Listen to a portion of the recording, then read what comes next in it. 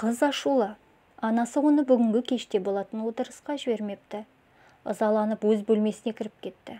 Шіркін-ай, барғысы келіп ақтыр. Құрбыларының көбі сонда болар анық. Не болса да барам деп шешіп, терезеден қашып шықты. Барды, расында да қызып ақ жатыр екен. Жастардың бәрі осында секілді. Темекі, ішімдік, көпшілікке қосыла кетті. Көрікті қызға жігіттердің назары тез ауды. Бірақ ішінде өзіне ұнағанымен танысты қыз әдеттегідей. Жігіт ішімдікке сылқия тойып алған. Қыз оны білсе де жігітті осындай күйде сымбатты деп тапты. Шамалы уақыттан кейін жігіт қызға басқа отырысқа барайық. Менің жолдастарымның бәрі сонда, қызықтың көкесі де сонда деді. Қыз көп ойланбастан келісе кетті. Көлік тізгіні жігітте болатын. Айдауы адам шошырлық. Қыздың ішінде неге бара жатырмын деген қорқыныш пайда болды. Қорқынышы ұзаққа созылмай шындыққа айналды. Көлік қарсы бетке шығып, қарсы көлікпен соқтығысты.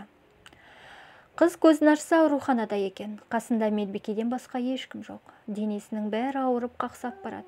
Жігіт жайлы сұрап еді, медбике оның жан тапсырғанын айтты. Сұрай келе қарсы көліктегілердің де жан тапсырғанын білді. Өкініш өзегін өртеп барады. Ішінен біреу пышақпен кескілеп жатқандай. Өзінің де уақыты келгенін сезді.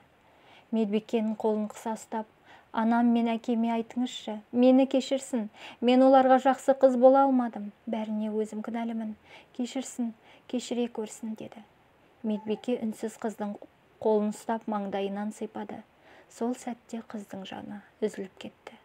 Мәңгіге кетті, оралмасқа кетті. Қыздың сөзін дәрігер де естіген болатын. Медбикенің қасына келіп, неге әке-шешесіне деген аманатына жауап қатпадың? Неге үнсіз қалдың деді. Білмеймін, не айтарымды білмедім.